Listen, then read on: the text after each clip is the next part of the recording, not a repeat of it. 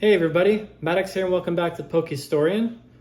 Doing another one of my fireside chats. I just got off work and I thought I might want to talk about some of the thoughts I had about Pokemon on my way home.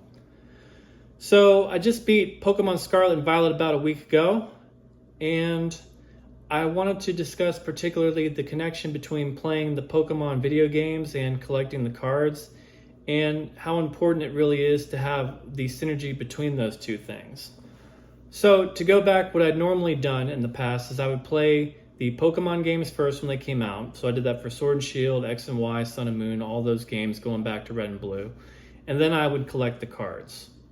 Didn't do that this time. This time I kind of stayed away from Pokemon Scarlet and Violet because the games had a lot of glitches in them and they seemed kind of rushed, and I don't know, it just kind of wasn't vibing for me, and I didn't know if I wanted to play a game that it seemed like Game Freak didn't really put as much effort into as they could have, which is fair. I mean, if they're not going to put the effort into making a really good game, I mean, why would I want to waste the short amount of time I have on this planet playing the game? But I ended up playing it anyways. But going back to the cards, I started collecting the cards before playing these games, and I realized I wasn't really connecting with a lot of the new Pokemon, particularly in the Scarlet and Violet base set and Paldea Evolved. And I wasn't entirely sure what that was. I just figured, well, maybe the new Pokemon, they're just kind of weird. They're kind of modern. They don't really have that classic Pokemon feel. So I just don't like these Pokemon. And that's just how it's going to be this generation. Well, once I decided to actually play the games, that ended up not being the case. I quickly grew to like a lot of the Pokemon and a lot of the actual trainers too. And then I kind of all started clicking for them. And then I'm like, okay. So that's what I was missing here is the reason I wasn't connecting with a lot of these cards is because I hadn't actually played the games first. For example, I got this Miraidon card a year ago, pulled it out of a pack myself, thought it was pretty cool, right? I mean, it's a neat looking Pokemon, but it didn't really connect with me because I didn't really connect with Miraidon. But of course, once you play through Pokemon Violet, you're going to connect with Miraidon a lot because now you're riding this Pokemon around, you're learning its backstory and how it's insecure, it's lost its power, so you're gradually working it back up to be a confident Pokemon and get all its powers back. And then of course in Area Zero you face the bad Miraidon, you beat it. So there's a whole progression there. So I really kind of grew connected to Miraidon and got to know its story, and that was really, it was a good experience, and it helped me appreciate that card a lot more. Another example is Palafin here. This was a Pokemon that when it first came out, I'm like, what even is this? It's some kind of weird dolphin guy.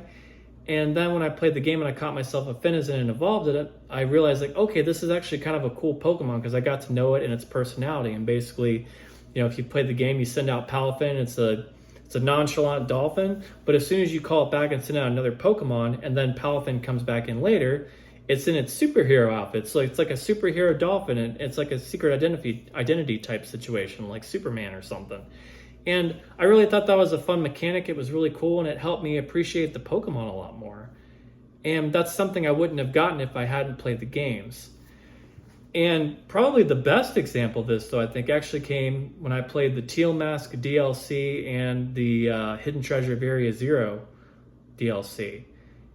And that comes from Ogerpon. And Ogerpon was a Pokemon that when I first saw him, okay, what is this legendary? It's just some little guy with some masks that runs around. What is this all about? And of course I would know because I hadn't played the game. And I was thinking, how does this compare to Palkia, Dialga, Giratina, Kyogre, Groudon, Lugia-Ho? How does this little guy, how does this fit into the pantheon of legendary Pokemon?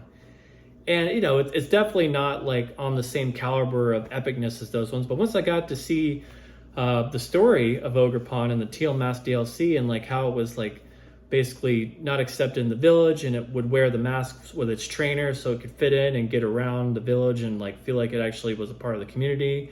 And then of course the Loyal 3 and Petront stealing its mask and having to fight to get them back and everything.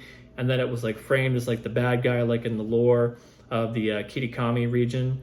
I really kind of connected with Ogerpon. I'm God, I feel bad for this little guy, it just wants to kind of fit in the community and have some friends, but it's really been through the ringer.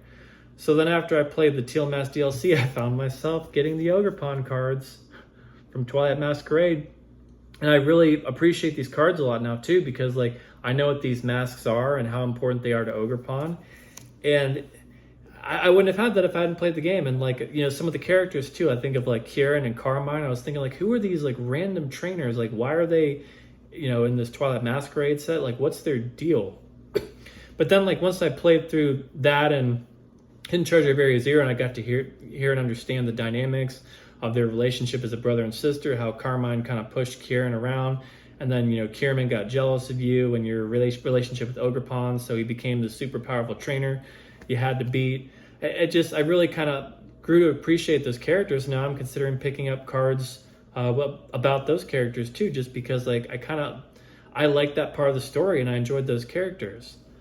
So that's basically the summary of this video. Is like, if you want to enjoy the Pokemon cards to their fullest extent, particularly the new Pokemon and the new trainers, you got to play the games. And I get it, if you don't want to, like, fine, don't, because like Pokemon definitely has some work they can do to make their games a little better. But it's looking like Pokemon ZA is a step in the right direction. So I also thought Legends Arceus was a great game. So like they are capable of making good games, and I'm hoping now that have got their first open world Pokemon game under their feet, they're going to be able to make better games moving forward. But like I said, if you play the games, you are going to enjoy the cards a lot more, because you're going to get to connect with the new Pokemon and the new trainers a lot more, and it's more fun. Like, instead of like having, you know, half the cards from a new set come out and you're like, I don't know who this is, I don't like this Pokemon, this is weird. You actually get to enjoy it more fully, and then you get to start building that nostalgia. So like when these Pokemon come out in sets in the future, maybe in 10 years down the line, you'll have like more of a connection with them. So just something to think about. I would definitely give Scarlet and Violet a chance. They're not going to set the world on fire, but are they fun? Yeah, they're fun enough games. I give them probably a C. That's all I got to say about that. So thanks for watching. Like and subscribe if you like, and I'll see you in my next video. Peace out.